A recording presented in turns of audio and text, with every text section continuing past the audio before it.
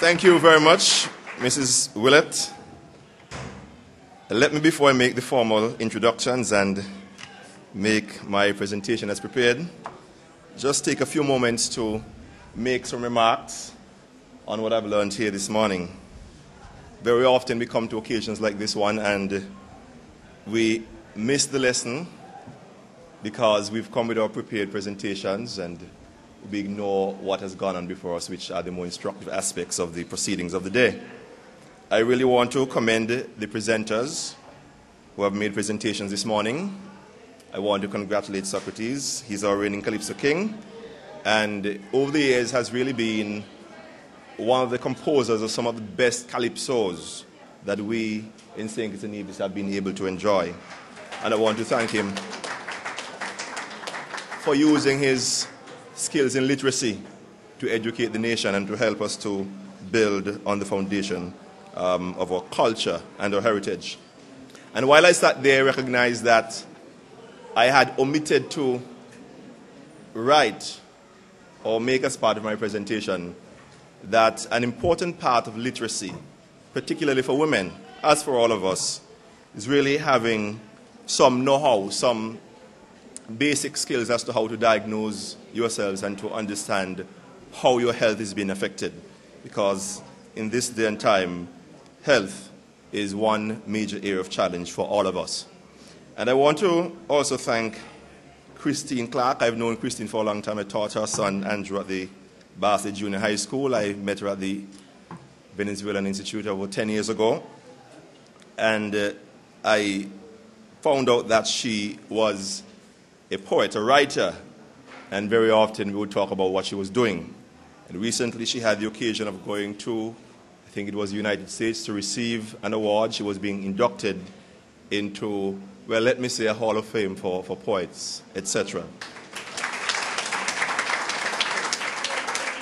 And so she's using her skills in literacy to improve herself and to educate the entire nation. And I hope that as you visit the booths at the back, you take the opportunity to look at her work and making a contribution to her continued work in the area of writing, that is, through the purchase of one or more of her books. Claudine Saunders, the teacher, as I passed through the Basseterre High School just a moment ago before I got here, she was in one of her classrooms before one of her classes. I realized she was so engaged I didn't disturb her like I did some of the others. But I've known Miss Saunders for quite some time, and she's always been an inspiration to me. French was one of my favorite subjects in school.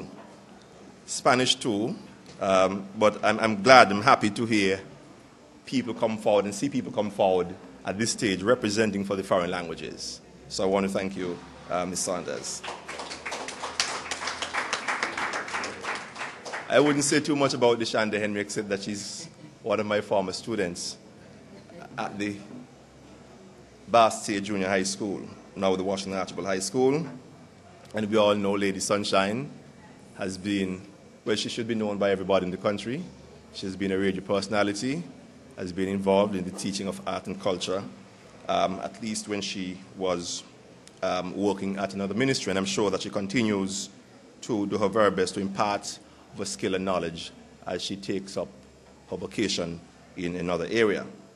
So I really want to say that this is what this moment is all about for me. It's about seeing people demonstrate how their skills in literacy can help them to empower themselves and to empower other members of the wider community. Let me now make the formal introductions. Mrs. Ione Libert, our chairperson and head of the Division of Teacher Education here at the CFB College. Father Wilfred Daniel, pastor of the St. John's and St. Paul's Anglican churches. That means he would be my pastor, so I have to be on my best behavior today. Our deputy principal, Dr. Leighton Narain, Mrs. Joan Phillip, the head of the Adult and Continuing Education Division here at the CFB College. Mr. Antonio Maynard, our Secretary General of UNESCO for St. Kitts and Nevis. He sounded this morning like the Secretary General of UNESCO International. Our writers and our presenters, our students, our teachers, student teachers, and I forgot when I was here a few days ago to make special mention of the nurses who were in training, so I take this opportunity to correct that mistake or oversight. Members of the media all, pleasant good morning to all of you. I want to thank the CFB College, in particular the ACE division, for inviting me to participate in this program for the observance of International Literacy Day 2010. I want to congratulate the institution.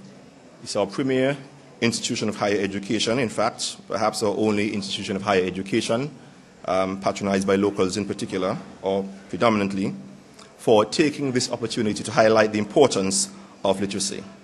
I note that the theme states the power of women's literacy. And as Minister of Education, I'm extremely pleased that there have been presentations by our local writers and other presenters, most of whom have been women or are women. I want to commend, therefore, Ms. Christine Clark, Ms. Claudine Saunders, Shanda Henry, and Yunoma Allen for their presentations and for displaying their achievements. And I would wish that students here at the college and students throughout the country at our various schools, and women more particularly, would become interested in pursuing the arts and making use of their skills in literacy, or using this as a motivation to become more literate. The items by the other presenters were equally motivating and enjoyable. I think the presenters and the various reading that you have listened to today have indicated that literacy is of great importance and that literacy really matters.